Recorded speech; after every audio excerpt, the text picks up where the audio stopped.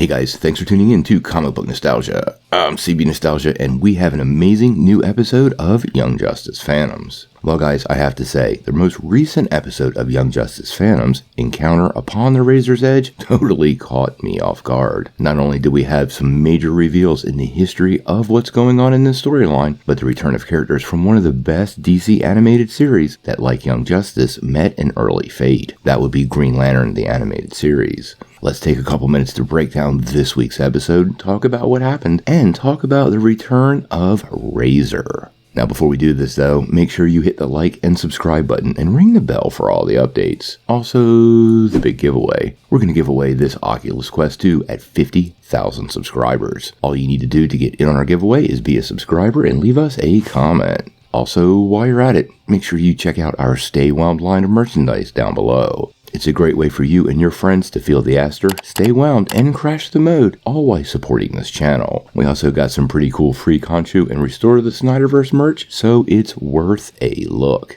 Well, I have to say guys, I was totally rocked by this week's episode of Young Justice, and the return of several characters from one of my favorite shows ever. Now before we dig into the whole Green Lantern angle though, we'll save that for last. Let's talk about what happened in this week's episode and where it kind of left us. Now the focus of this arc has been the conference between New Genesis, the Green Lanterns, and Earth. And quite honestly, it's not going how heroes wanted it to go. Everyone realizes New Genesis has a treaty with Apokolips, and they are completely unwilling to endanger that status quo. This leaves the heroes in quite the pickle, and the Green Lanterns ultimately might be the key to that situation. New Genesis' long-standing treaty with Apokolips is a peace they will not threaten, but they are not diminishing the threat that Darkseid brings, just it has to be, well, tactful. Now, this arc has been focused on Rocket, and quite honestly, she was not the primary focus of this episode, but her story does continue. Her home issues are front and center. Being a parent is tough, I know, and her situation is harder. To me, she seemed in total denial about the status of her child on many levels. Again, it appears that situation and her misunderstanding of Orion are very related, and I'm really hoping as the story progresses, her better understanding of Orion will help her better understand her own child. I actually suspect in the next coming week or two, we will see something in Orion that will help her draw that connection to her own son and take her parenting to the next level. Although Amistad and Orion have great physical differences, their emotional and psychological status do run some serious parallels, and that has been a pretty interesting part of this arc.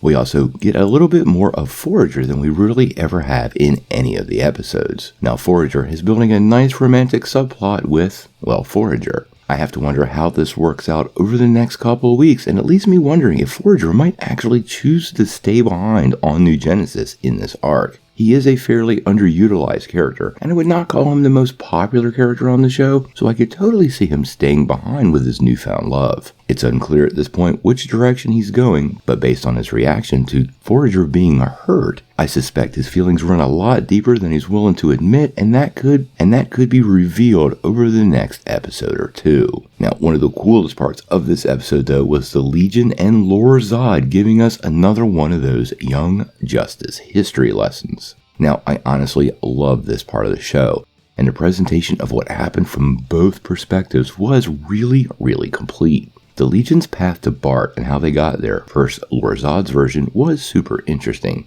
At this point, we know the full hows and whys of the whole time-traveling story. Lor-Zod seeks to free his father and mother from the Phantom Zone and unleash their own conquest of the galaxy. He blames the Legion in the future for causing this to happen, so he hatched a plot to destroy the inspiration for the Legion, Superboy. Now clearly Darkseid is not fully aware, and I don't think he would actually purposely release a rival of that Kryptonian power level. I suspect Lor is deceiving everyone, and we're going to find out some of those details in the upcoming weeks. I also loved how the Legion showed their path and how it plotted to the current point in time. They covered a lot of those little aspects we saw the Legion tease during the previous seasons, specifically that ring tease at the end of Season 3, and now they are very dependent on Impulse, aka Bart Allen, to help them resolve this problem and move forward. I do have to wonder, with all these new timelines being created and altered, how it's impacting the overall Earth-16 reality. And that brings us to the big part of the show, because it might be why it's now part of the Young Justice universe. Now, this show saw a return of multiple characters from Green Lantern, the animated series. In case you didn't know, the show kicked off back in March of 2012 and had 26 episodes before it met another early demise. It was a fan favorite and dug deep into DC Lantern mythos in a way that no other show had ever done. Now, there are several of the same voice actors already on Young Justice. Josh Keaton played Hal Jordan in the show and is actually Black Spider, but more interestingly, Jason Zapcic, who plays Wally in Forager, was Razor, and that's the character we get to see return in this episode. We also saw Kilowog, voiced by the same actor, Kevin Michael Richardson, and this really brings it together in quite the amazing return. Like I said, this was a favorite show for me, and at this point we have one big question I'm waiting for Greg Weisman to answer. Is Green Lantern the animated series now a Young Justice adjacent story, or is it just flat out canon? That's the big question we're gonna need answered. Now in the story we see Razor return, and he's now a Blue Lantern, but he appears to have lost all hope. Now, if you haven't seen the show, I linked it down below. You're going to have to check it out to get the full story. But at the end of the show, he went searching for Aya, an AI he had fallen in love with. And the hope to find her is what attracts the blue ring to him in the first place. Now, eventually, he loses hope. He's unable to find Aya. And now he's come to New Genesis to find Metron to regain the red ring he gave to him. Now, when he encounters Metron, he finds out Metron was never helping him out. He was using him and playing him, wanting to see how fast he would actually lose hope. This totally enrages Razor and drives him into full-powered Red Ring mode again, and flat out unleashes on Metron. Now, this has little effect on Metron, but he does do massive damage to the city and actually hurts the new Forager in the process. This shocking moment causes Razor to try to reflect on who he really is, and that leads to a very unique moment in DC. He actually takes up both rings. He realizes both rage and hope are part of who he is, and he becomes this hybrid red/blue lantern. Using the power of the blue ring, he is able to heal Forager, and after reuniting with Kilowog and telling him to say hi to Hal, he takes off into space, returning to his journey searching for Aya. I have to say, adding Razor and the rich mythology of Green Lantern the animated series is an amazing idea, and I absolutely can't wait to see where they take this. I don't think we've seen the last of these characters, and I suspect we may even see him before the end of this season, but it does give me hope for what could come in Season 5.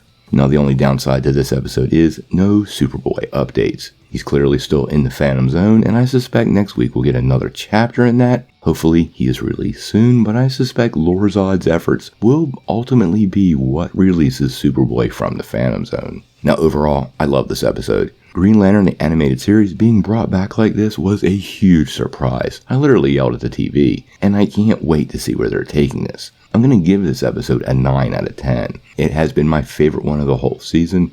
I loved Razor in the animated series, and I'm so glad to see Jason Zapcic back playing the character. So, what did you guys think?